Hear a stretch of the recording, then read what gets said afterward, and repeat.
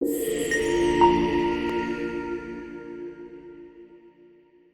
To एचटेक learning. TypeScript project की series जारी है और सिंपल कैलकुलेटर हम बना चुके हैं टाइप स्क्रिप्ट में। आज के लेक्चर में हमने वर्ड काउंटर बनाना है टाइप स्क्रिप्ट में। तो फर्स्ट ऑफ ऑल हम फोल्डर बनाते हैं वर्ड काउंटर का।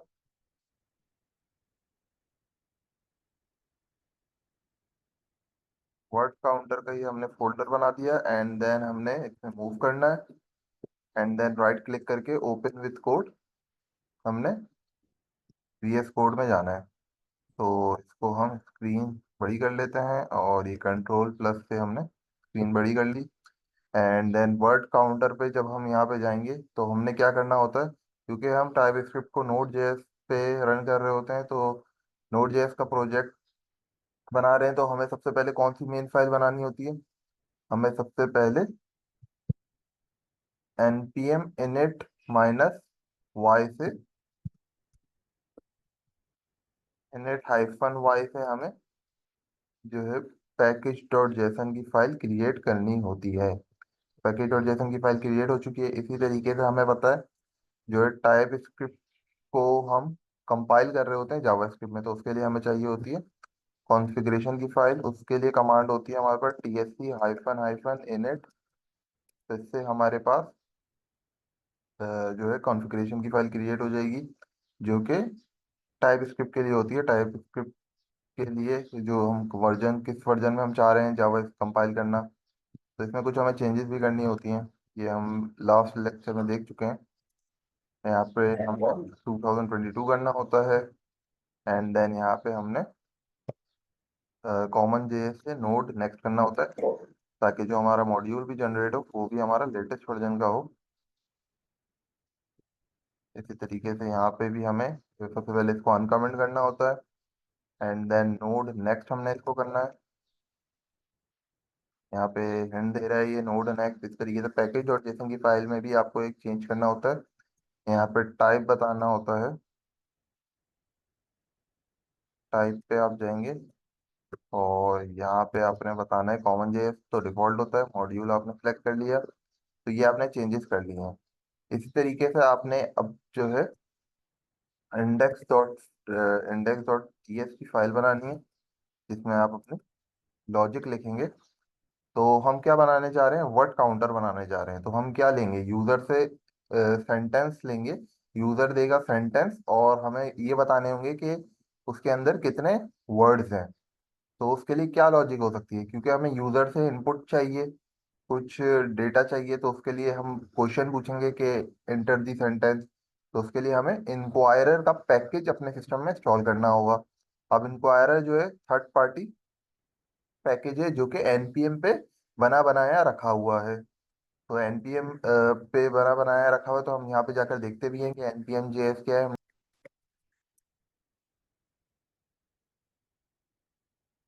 यहाँ पे जब हम जाएं तो अगर हम बड़ी स्क्रीन कर लें और यहाँ पे अगर हम इंक्वायरर का पैकेज लिखें,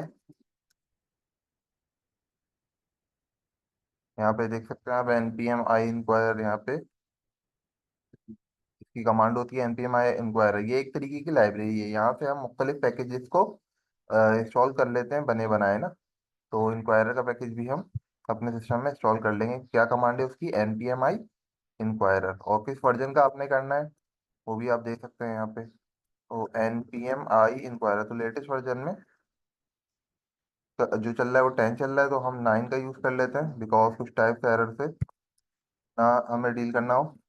तो ये हम @9.3.6 का जो है एक पैकेज है। तो जब आप इसको एंटर करेंगे हमारे पास इंक्वायरर का पैकेज हमारे सिस्टम में इंस्टॉल हो जाएगा ना। तो ये देख रहे हैं आप हमारे सिस्टम में इंस्टॉल हो रहा है जब इंक्वायरर का पैकेज बना बनाया रखा हुआ है npm पर, और ये हम अपने सिस्टम में लेकर आ गए हैं। अब हम अपने सिस्टम में तो लेकर आ गए हैं, ये नोड मॉड्यूल आप देख रहे हैं यहाँ पे आ गया है। इस तरीके से एक पैकेज लॉग जेसन की फाइल आ जाएगी जो कि एक डिटेल्ड फाइल होती है। इसमें मजीद डिस्क्रिप्शन होती है आपके प्रोजेक्ट के हवाले से। तो यहाँ पे हम index.ts पर आ जाते हैं। हमें क्या चाहिए था, इंक्वायरर का पैकेज चाहिए था जो कि हमारे सिस्टम में आ चुका है। अब सिस्टम में तो आ गया, अब हमें अपनी फाइल में भी तो यूज करना है। तो उसके लिए क्या तरीके का आ रहे हैं, हम मॉड्यूल जो है इंपोर्ट करते हैं ना, तो इंपोर्ट करने के क्या तरीके का आ रहे हैं, तो इंपोर्ट का कीवर्ड हम यूज करते हैं, एंड देन इंक्वायरर। यहाँ पे आप कोई भी वर्ड नाम से लिख सकते हैं, एक्स वाई जी, हमने इंक्वायरर ही बोल दिया। इसी तरीके से फ्रॉम, एंड देन यहाँ पे इन्वर्टेड कॉमास में आपने बताना है कि क्या यूज, कहाँ से आपने इंक्वायरर लेना है। इंक्वायरर, इंक्वायरर से ही लेना है, क्योंकि आप नोड मॉड्यूल में जब जाएंगे, जब इसको यहाँ पे क्लिक करें तो ये इंक्वायरर है, तो इंक्वायरर से ही आपको इंक्वायरर चाहिए। तब ये देख रहे होंगे आपके हमारे पास एक एरर आ रहा है, वो क्या एरर है वो पढ़ लेते हैं हम। तो ये क्या कह रहा है, inquirer is declared but it's value is never read, couldn't declare declaration file for module inquirer. तो उसके लिए आपने सिंपल से ये वाली कमांड आपने कॉपी करनी है यहाँ से, npm i, क्योंकि हम टाइप स्क्रिप्ट यूज कर रहे हैं। तो ये कह रहा है कि टाइप स्क्रिप्ट यूज कर रहे हैं, तो आपने इंक्वायरी की टाइप्स भी अपने सिस्टम में इंस्टॉल करनी है। कंट्रोल वी जब हम करेंगे, तो यहाँ पे आप देख सकते हैं ये सारे पैकेजेस, डिपेंडेंसीज आपके उसमें सिस्टम में इंस्टॉल हो रही है। इंक्वायरर तो हो गया, अब डेव डिपेंडेंसीज में क्या आ गई हमारे पास, टाइप्स भी आ चुकी हैं, और ये इनके वर्जन आ चुके हैं, 9.3.6, 9.0.7। एंड देन हमने यहाँ पे मूव करना है, यहाँ पे हमने लॉजिक लिखनी है ना कि हमें यूजर से क्या चाहिए। तो हम सबसे पहले एक वेरिएबल बना लेते हैं, कॉस्ट कॉन्स्ट आंसर, और यहाँ पे अवेट का कीवर्ड यूज कर लेते हैं, ताकि जब तक यूजर हमें आंसर ना दे दे हमने आगे नहीं बढ़ना। तो अवेट हमने क्या करना है, इंक्वायरर डॉट प्रॉम्प्ट।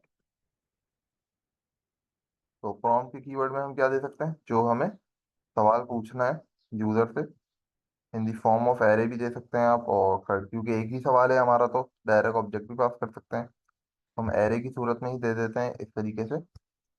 यहाँ पे हमने जितने आपको, हमें एक ही सवाल चाहिए, तो हमने एरे के अंदर एक ऑब्जेक्ट पास कर दिया है। तो उस एरे में जो सवाल है उसका मैसेज क्या होगा हमारे पास, उसका सवाल होगा हमारे पास, एंटर दी सेंटेंस, सेंटेंस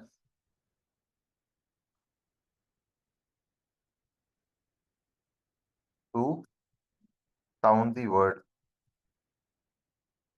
ये मैसेज होगा जो कि यूजर को नजर आएगा।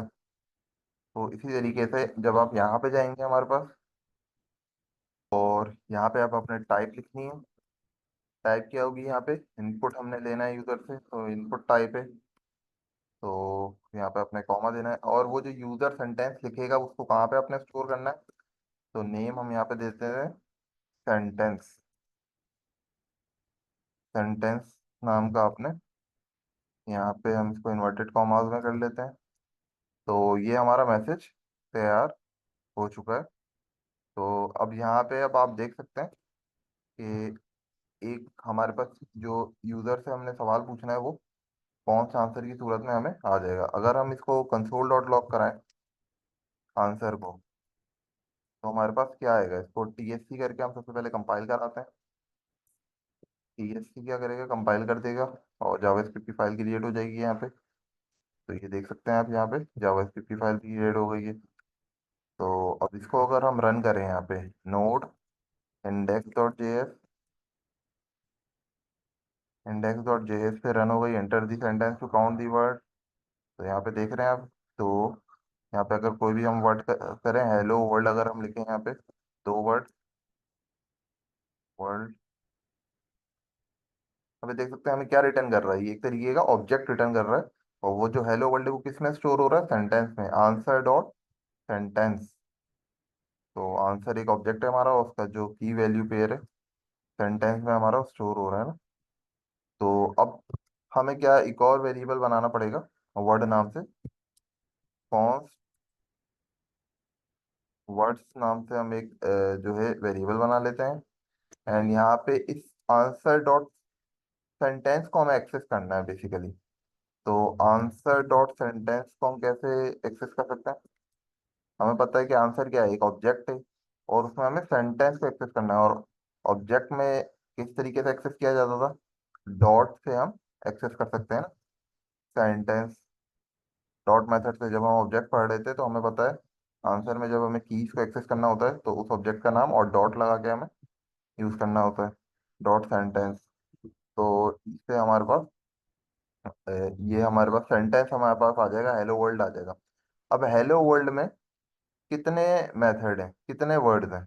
दो वर्ड हैं। तो दो वर्ड हैं, तो अब इसमें हमें एक मेथड यूज करना होता है ट्रिम का।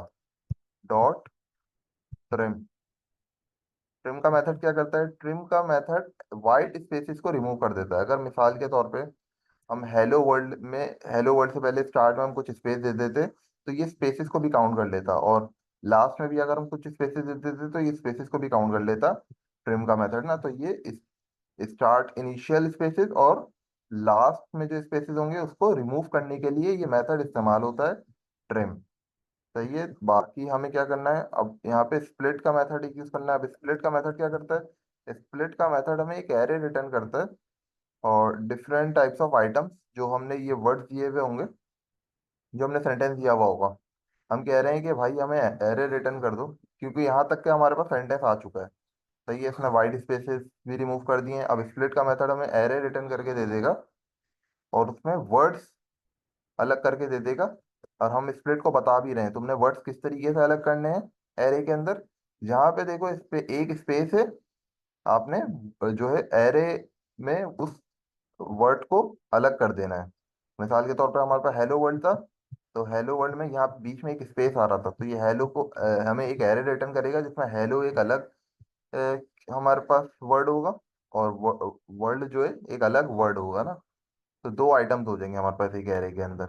इसको हम कंसोल भी करा के चेक करते हैं कि हमारे पास क्या रिटर्न हो रहा है, उससे आपको ज़्यादा बेटर अंडरस्टैंडिंग होगी। तो यहाँ पे अगर हम वर्ड्स हमने यूज़ करें, यहाँ पे प्रिंट कराएं, तो अब यहाँ पे हम कमांड, अच्छा सबसे पहले टीएससी की कमांड देनी पड़ेगी हमें कंपाइल करने के लिए। टीएससी की हमने कमांड दे दी, एंड देन यहाँ पे हमने क्या करना है, नोड इंडेक्स डॉट जेएस। तो अब यहाँ पे अगर हम हेलो वर्ल्ड लिखें, तो यहाँ पे देख रहे हैं आपके हमारे पास क्या आया। एक तो हमने ये वाला सेंटेंस, ये वाला कंसोल डॉट लॉग कराया था, और ये हेलो वर्ल्ड। इसने क्या करा, स्प्लिट मेथड ने एक एरे रिटर्न करके दे दिया, जिसमें जहाँ पे उसने देखा वाइट स्पेस है, तो उस वर्ड को उसने अलग कर दिया ना। तो इस तरीके से ये अलग कर देता है, क्योंकि हमने यहाँ पे स्प्लिट मेथड को बताया हुआ है, जहाँ पे तुम स्पेस देखो उसको, उस वर्ड को अलग कर दो। जो है एक एरे में दो आइटम्स रिटर्न कर दिया हमें।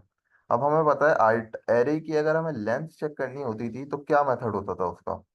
हमें पता है कि यहाँ पे अगर हम कंसोल डॉट लॉग में वर्ड्स डॉट लेंथ लिखें, हमें पता है जब हम एरे का मेथड पढ़ रहे थे,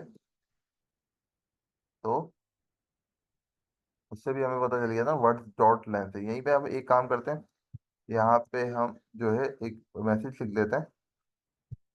अच्छा, टाइप जो है, हमें टैबलेट लिटरस के बारे में भी पता है। बैकटिक्स हमने यूज करना है, ये स्केप कीवर्ड और टैब के बीच में होती है ये। बैकटिक्स का इस्तेमाल हमने करना है टैबलेट लिटरस के लिए, ताकि यहाँ पे हम स्ट्रिंग भी यूज कर सकें। द नंबर ऑफ वर्ड, तो द टोटल नंबर तरीके से हम लिख सकते हैं, द टोटल वर्ड्स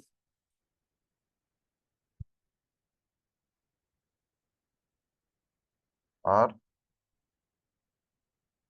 इस तरीके से हम दे सकते हैं। और डॉलर का साइन हम यहाँ पे टेम्पलेट लिटरल का इस्तेमाल कर रहे हैं। तो हमें पता है जब कोई वेरिएबल हमने इस्तेमाल करना होता है स्ट्रिंग के अंदर, तो हमने यहाँ पे इस तरीके से डॉलर और कर्ली ब्रैकेट में हमने देना होता है वर्ड्स। हमें वो वेरिएबल का क्या नाम है, वर्ड्स है। और डॉट हमें इसकी लेंथ चाहिए बेसिकली। तो अगर अब हम ये, अच्छा इसको हम जो है अनकमेंट ही कर देते हैं। The total words are words in length, तो टोटल वर्ड्स बता देगा। अब इसको पहले कंपाइल कर लेते हैं, सीएससी, एंड देन यहाँ पे नोड इंडेक्स डॉट जेएस। तो यहाँ पे हम हाय हेलो वर्ल्ड, तो यहाँ पे हम जो है एंटर करें, तो यहाँ पे देख रहे हैं टोटल वर्ड्स आर 3 बता रहा है ये।